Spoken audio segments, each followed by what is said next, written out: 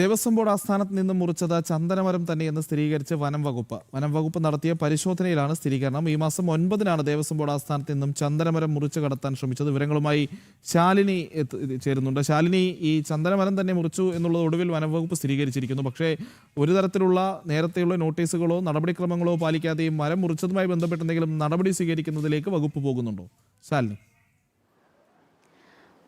പ്രജിത്ത, അത്തരത്തിലൊരു നടപടിയിലേക്ക് നിലവിൽ ദേവസ്വം ബോർഡ് കടന്നിട്ടില്ല എന്നുള്ളതാണ് നമുക്ക് മനസ്സിലാക്കാൻ സാധിക്കുന്നത്. അതായത് ഈ മാസം 9-ാം തീയതിയാണ് ദേവസ്വം ബോർഡ് ആസ്ഥാനത്ത് ക്യാൻറ്റീന് സമീപത്ത് നിന്ന് വർഷങ്ങൾ പഴക്കമുള്ള ഒരു ചന്ദനമരം മുറിച്ചത്. അന്ന് ചന്ദനമരം മുറിച്ചതുമായി ബന്ധപ്പെട്ട മുറിച്ച കരാർ ഉദ്യോഗസ്ഥൻ പറഞ്ഞത് അത് ഒരു മൈലാഞ്ചി മരമാണ് എന്ന രീതിയിലാണ് മുറിച്ചത് എന്നുള്ളതാണ്. പക്ഷേ കൃത്യമായി പ്ലാനിംഗ് തയ്യാറാക്കി ചന്ദനമരം മുറിച്ച് കടത്താനുള്ള ശ്രമം ഇതിന് പിന്നിലുണ്ടായിരുന്നു എന്നുള്ളതാണ് അസിസ്റ്റന്റ് കമ്മീഷണർ അടക്കമുള്ളവർ റിപ്പോർട്ട് ദേവസ്വം ബോർഡ് കമ്മീഷണർക്ക് നൽകിയത്. പക്ഷേ ആ കമ്മീഷണർക്ക് നൽകിയ റിപ്പോർട്ടിന്മേൽ ഏകദേശം 2 ആഴ്ചയിലധികമായിട്ടും നടപടികളൊന്നും സ്വീകരിക്കാതിരിക്കുന്ന സാഹചര്യമുണ്ട്. നമുക്കറിയാം, സാധാരണഗതിയിൽ ചന്ദനമരം അത് സ്വകാര്യ വ്യക്തിയുടേതാണെങ്കിലും മറ്റേതെങ്കിലും സർക്കാർ ഭൂമിയിൽ ആണെങ്കിൽ പോലും അത് വനം വകുപ്പ് ഉദ്യോഗസ്ഥർ അറിയണം.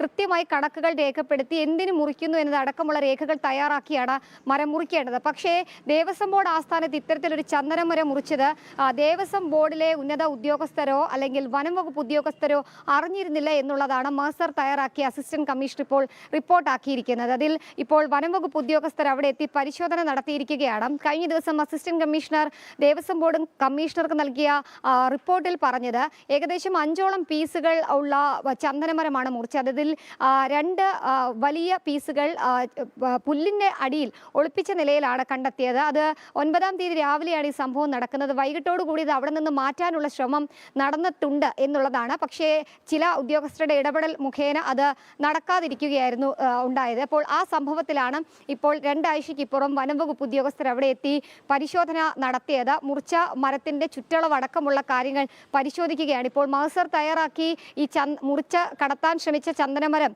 സ്ട്രോങ് റൂമിലേക്കാണ് മാറ്റിയത്. അതടക്കമുള്ള കാര്യങ്ങൾ പരിശോധിച്ചിട്ടുണ്ട്. എന്താണ് ഇതിൻ്റെ പിന്നിലുള്ള ദുരുദ്ദേശം എന്നതടക്കമുള്ള കാര്യങ്ങൾ പരിശോധിക്കുന്നതിൻ്റെ ഭാഗമായിട്ടാണ് ഇപ്പോൾ വനം വകുപ്പ് ഉദ്യോഗസ്ഥർ അവിടെ എത്തി പരിശോധന നടത്തിയത്. ജനം TV ആണ് ഈ വാർത്ത പ്രേക്ഷകരിലേക്ക് എത്തിച്ചത്. കാരണം സാധാരണഗതിയിൽ ഒരു ലാൻഡിൽ നിൽക്കുന്ന മരമല്ല, ദേവസ്വം ബോർഡ് ആസ്ഥാനത്ത് നിന്ന് വർഷങ്ങൾ പഴക്കമുള്ള ഒരു ചന്ദന മരമാണ് കരാർ ജീവനക്കാരന്റെ മറവിൽ അത് മുറിച്ചു കടത്താൻ ശ്രമിച്ചത്. അതിലാണ് ഇപ്പോൾ നിർണായക ഇടപെടൽ നടപടി വനം വകുപ്പ് സ്വീകരിച്ചിരിക്കുന്നത്.